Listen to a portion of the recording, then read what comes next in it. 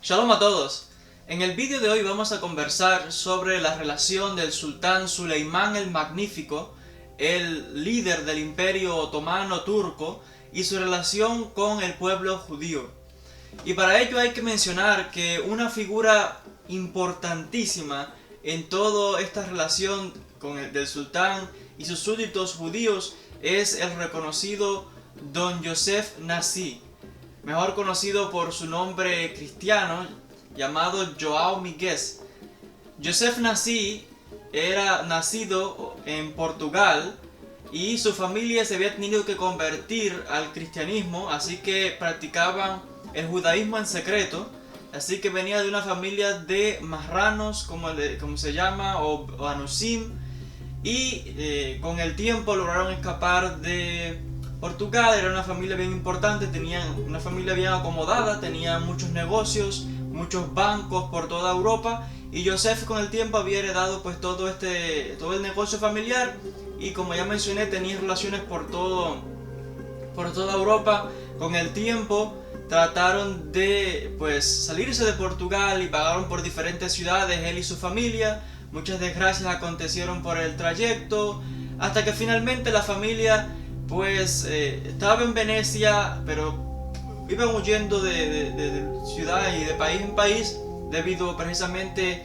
a la persecución contra los judíos. Estaban buscando un lugar donde asentarse, donde pudieran practicar el judaísmo libremente y no tener que fingir en el exterior de que fuesen cristianos y secretamente practicasen el judaísmo. Querían practicar la religión de sus padres libremente. Con el tiempo, pues la mejor opción pues era el Imperio Otomano, que había sido muy hospitalario y había abierto las puertas a los judíos que habían sido expulsados de España y todos los demás judíos que con el tiempo fueron llegando al Imperio Otomano. Así que la familia de Yosef Nasi, que era una familia bien importante con muchos negocios, como ya mencioné, banqueros por muchas ciudades de Europa, finalmente estaba en la ciudad de Venecia, donde Yosef dejó allí pues a su tía y a sus primas para ir a Constantinopla y ver cómo trasladaba el negocio familiar hacia allá y poder finalmente lograr el traslado de su familia hacia Constantinopla, el Imperio Otomano, lo que hoy llamamos Turquía. Así que con el tiempo Yosef llegó allí, había una comunidad realmente establecida, le dieron la bienvenida, allí pues se circuncidó por primera vez y comenzó a practicar el judaísmo abiertamente. Y todo esto lo estoy extrayendo de este libro que se llama Don Yosef Nasi, el ascenso de un marrano al poder.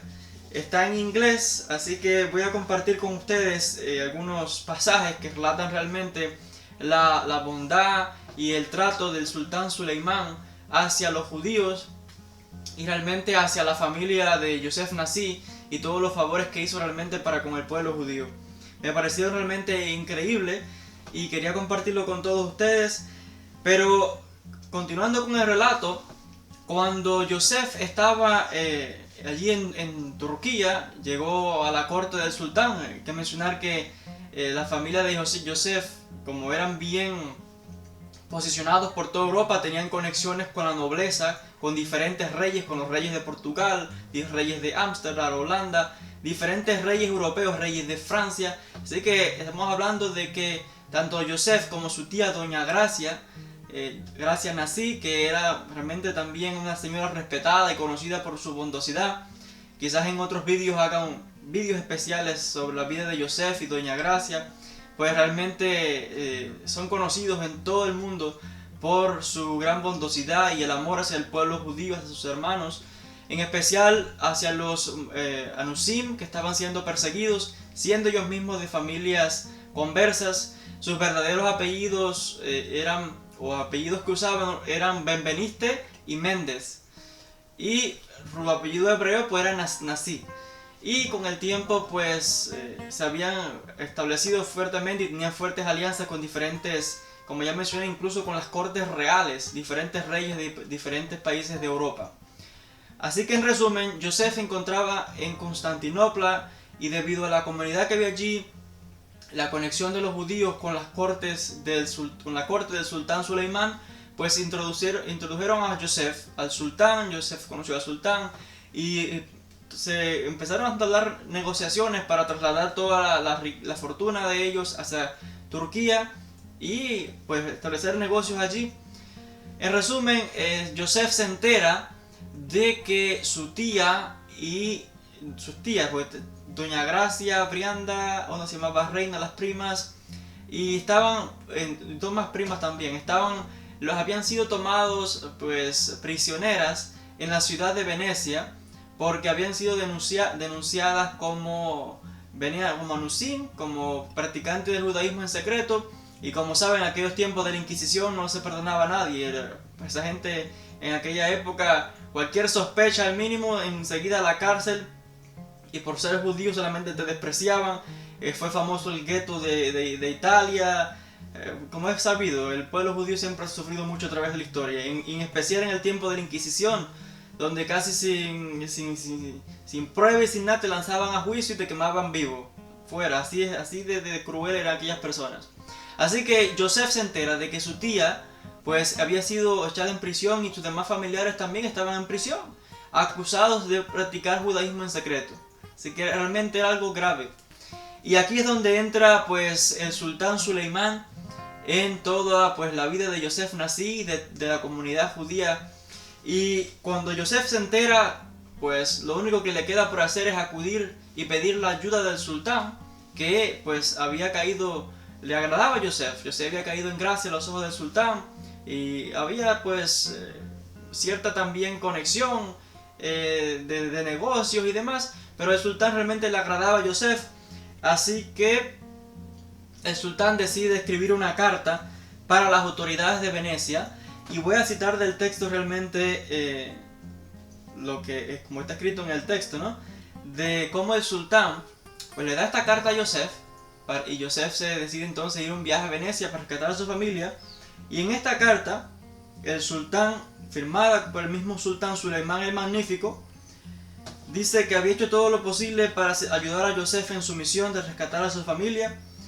En esta carta el sultán la enviaba a las autoridades de Venecia, en la cual diplomáticamente el sultán demandaba la liberación inmediata de Beatriz de Luna, su hermana Brianda y sus hijas Reina y Gracia la chica. O sea, esta era la familia de Joseph que estaba allí.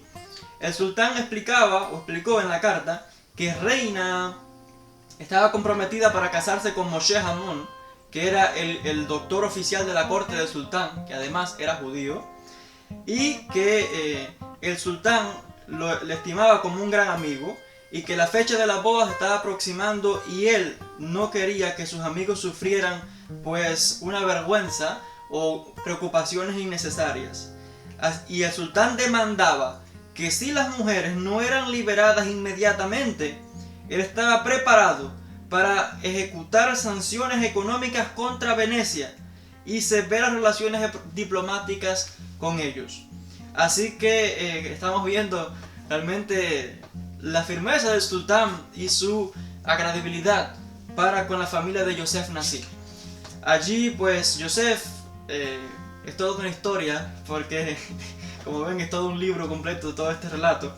Así que voy solamente resumiendo algunos detalles donde el sultán pues realmente muestra su favor para con Joseph y para con el pueblo judío. Porque Joseph y su tía Doña Gracia eran conocidos por haber ayudado a muchos anusim que habían sido convertidos a la fuerza y practicando el gitanismo. Les había ayudado a salirse de Portugal, a escapar de la Inquisición, y también a los mismos judíos con ayudas económicas. La grandeza de ellos es realmente increíble. Así que finalmente, después de toda una odisea y muchísimas cosas que sucedieron en el viaje de Yosef a Venecia, pues finalmente liberan a su familia, y con el tiempo pues Yosef logra que su familia pues se estableciera en Turquía, y vemos que una vez más va a ser el sultán Suleimán quien va a mostrar pues el favor hacia la familia de Yosef Nassi y apoyando en todos los esfuerzos que este había hecho. Hay que mencionar que el sultán había enviado con el tiempo, ¿no? Al escuchar de Doña Gracia tan reconocida, ahora tenían que abandonar pues de Venecia. La familia escapó de Venecia, se establecieron en Ferrara y estaban bajo la protección del duque de Ferrara, pero también establecieron negocios por allí, pero ahora tenían que trasladarse hasta Turquía. No era tan fácil mover negocios de millonarios, si pudiéramos llamar así, especialmente en la época, la gente rica de verdad de aquella época. No era tan fácil trasladar, especialmente en un negocio bancario, etc. Así que con el tiempo Doña Gracia buscaba una excusa para realmente abandonar Ferrara y ir a Constantinopla. Así que el sultán mismo, el sultán Suleimán el Magnífico, le envió una invitación oficial a Doña Gracia y a su familia para que fueran a Constantinopla, y envió también un barco oficial que las transportaría a ella y a su familia. Así que vemos otra vez la relación del sultán aquí, y cuando Doña Gracia se embarca hacia Turquía en el barco del sultán, pero también con toda una flota de barcos que tenían ellos de la familia, eran bien ricos. Llegan a Constantinopla y el mismísimo sultán Suleimán recibió a Doña Gracia y a su familia en el puerto. Cuando arribaron allí en el año 1553, el sultán recibió a Doña Gracia y le dieron toda una acogida realmente de la nobleza, de la realeza, y se dice que ella fue escortada por los guardias reales y toda una caballería montada que la dirigieron a ella y a su familia hacia el palacio de Belvedere. Este palacio había sido comprado por Doña Gracia y la familia Nassi para ellos establecerse allí en la ciudad de Turquía, en Constantinopla. Así que vemos otra vez la acogida del sultán, que si estamos hablando del sultán Suleimán el Magnífico, tomarse, como dicen, la molestia de ir a recibir a alguien a un puerto. Así que también estamos hablando de la grandeza y la importancia de esta familia judía, la familia Nassi. Pero estamos viendo también los favores del sultán. Más adelante hay un hecho bien importante que destacar aquí. Y se dice también que cuando con el tiempo Yosef Nassi se comprometió para casarse con Reina, que era la hija de Doña Gracia, o sea, su prima.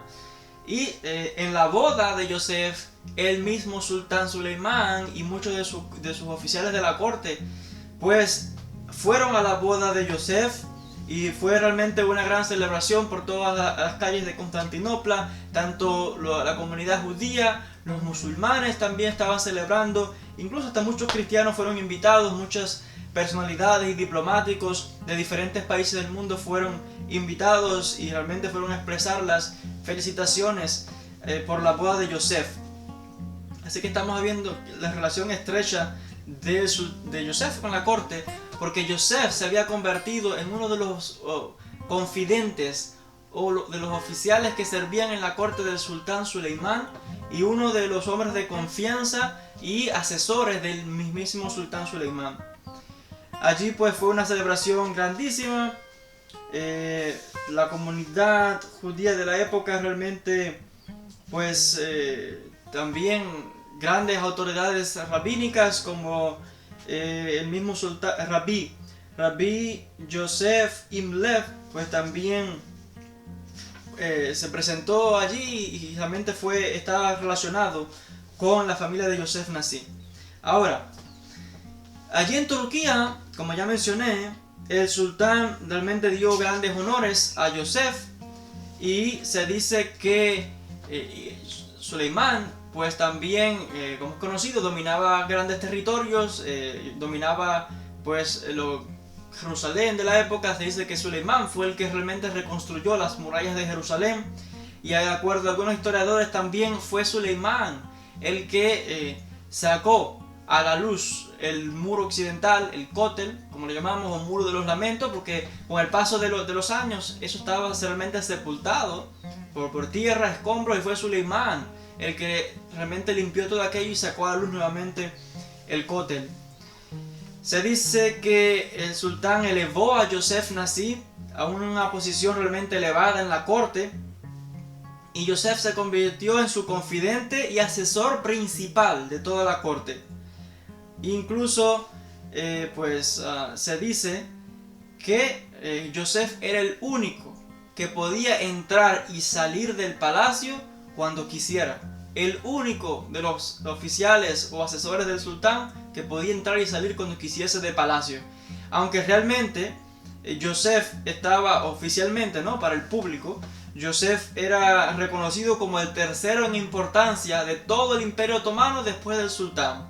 Estaba el sultán como el primero, segundo estaba Mehmet Sokoli, que era el gran visir, y en tercer lugar estaba Don Yosef Nasi, que era el tercer hombre de más importancia pues de todo el Imperio Otomano, un judío en la corte del sultán. Aunque, como ya mencioné, según los historiadores, esto era de apariencia, porque en realidad Yosef era el asesor principal, incluso por encima del gran visir. Así que vemos que Yosef se fue ganando la confianza del sultán. La lealtad de Yosef hacia el sultán era incuestionable. Incluso Yosef fue diplomático y representativo del Imperio Otomano para con diferentes naciones de Europa. Incluso fue enviado como representante del Imperio Otomano a negociar con diferentes países de Europa, entre ellos con Polonia. Se dice que Yosef pues realmente logró grandes acuerdos a favor del Imperio Otomano como representante de ellos con el rey de Polonia y de otras potencias de Europa. Sigue diciendo aquí que el sultán todavía admiraba más a Yosef, porque Yosef favorecía o estaba más cercano hacia Selim, que era el hijo segundo del sultán, porque había dos hijos del sultán que estaban en rivalidad por heredar el trono. Estaba Selim y estaba Beyazid, que era el hijo mayor del sultán, pero Yosef estaba más favorecido o tenía inclinación más hacia Selim, y el sultán también, así que todavía el sultán admiraba más a Yosef.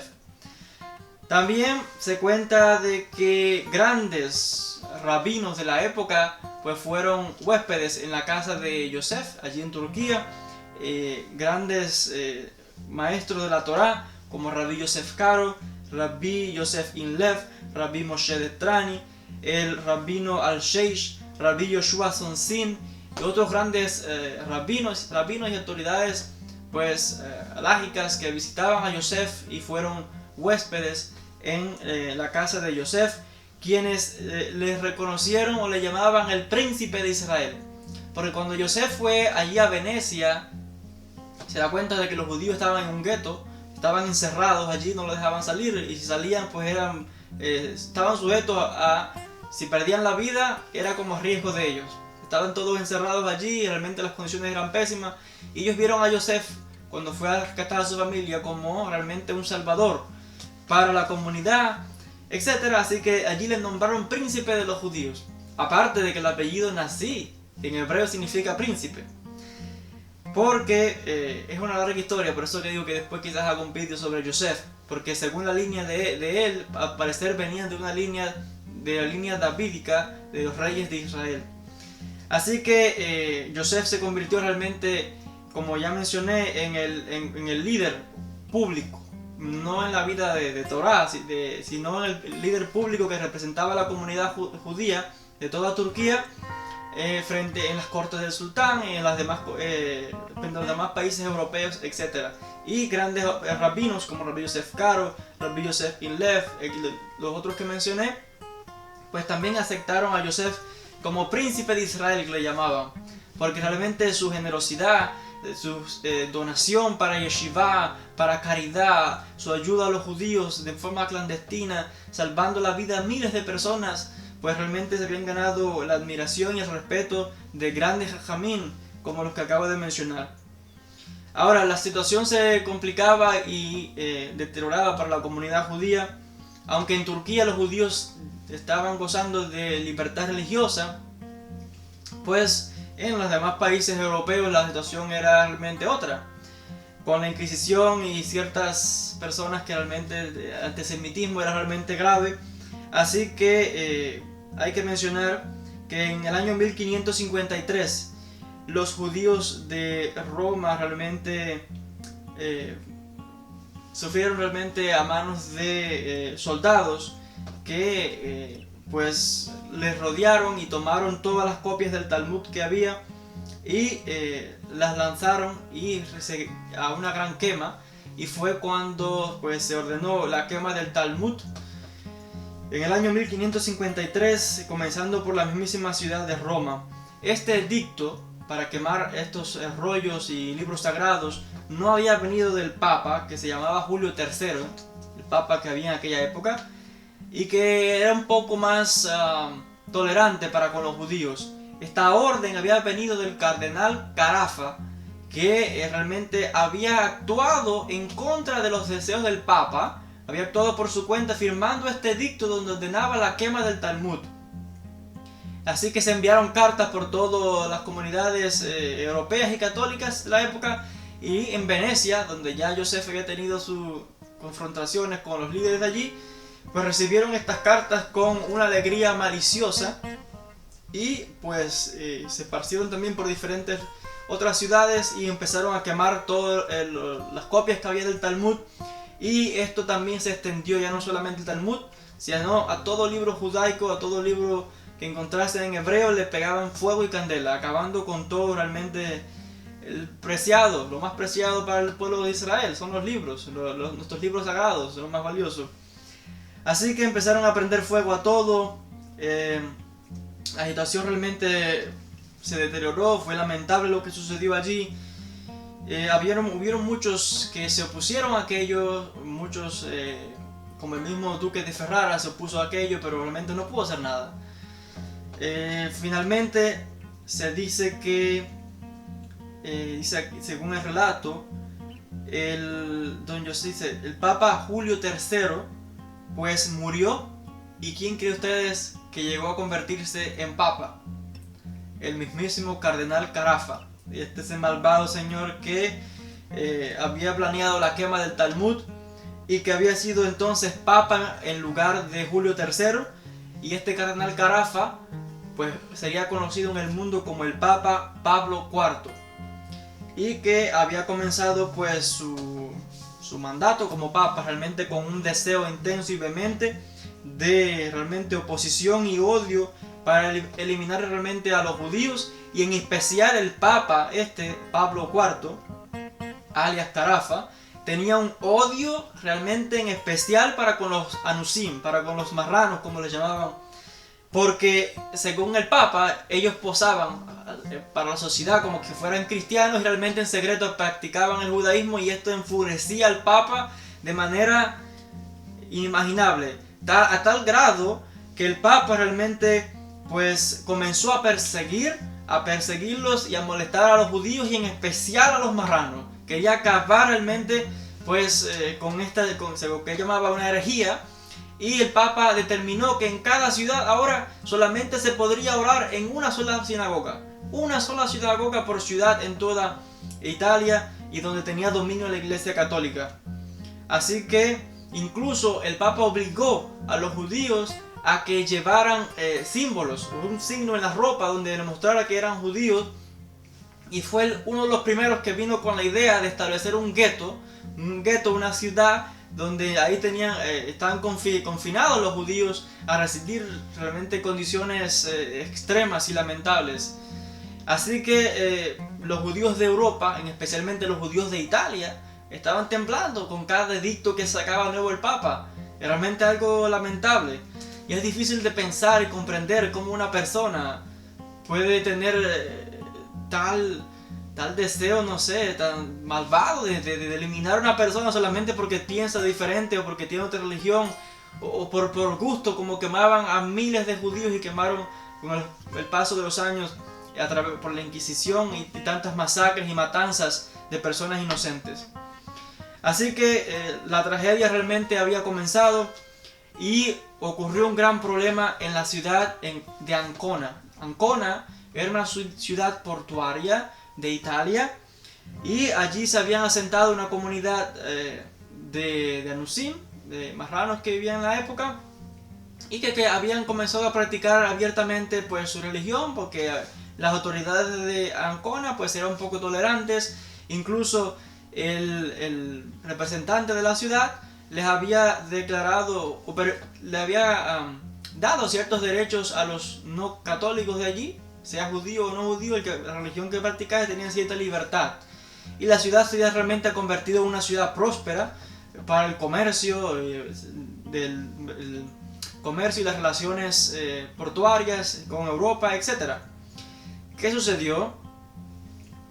Que este Papa, Carafa, Pablo IV, declaró realmente públicamente su intención de perseguir a los judíos y, como ya mencioné, de los marranos, porque, como ya mencioné, Carafa veía a estos Anusim como apóstatas o herejes cristianos.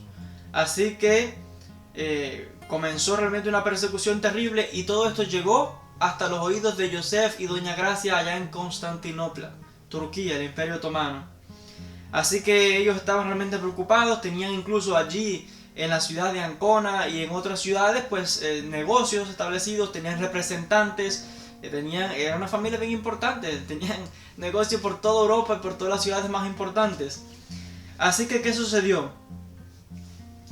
Dice que este papa, déjame ver dónde está aquí la cita, dice, este papa pues realmente comenzó una persecución terrible contra estos cristianos nuevos, como les llamaban, y realmente comenzó una persecución feroz. Yosef y Doña Gracia deciden ir entonces a ver al sultán Suleimán y les cuentan de toda la situación por la que estaban atravesando pues los judíos en aquel lugar, y también se veían amenazados los mismos negocios e intereses de la familia Nasí. El sultán decide entonces, van a ver al sultán, el sultán toma un pergamino y escribe una carta dirigida al Papa Pablo IV, donde el sultán Suleimán demandaba inmediatamente la libertad de los prisioneros turcos que habían sido capturados por el Papa. El Papa había realmente capturado a todos los Anusim, a todos los marranos que vivían en la ciudad de Ancona, les había hecho prisioneros y su intención era de que si no se convertían y abandonaban el judaísmo, les iba a quemados vivos en la hoguera. Cuando Yosef va a ver al sultán, el sultán toma la carta y le envía una carta al Papa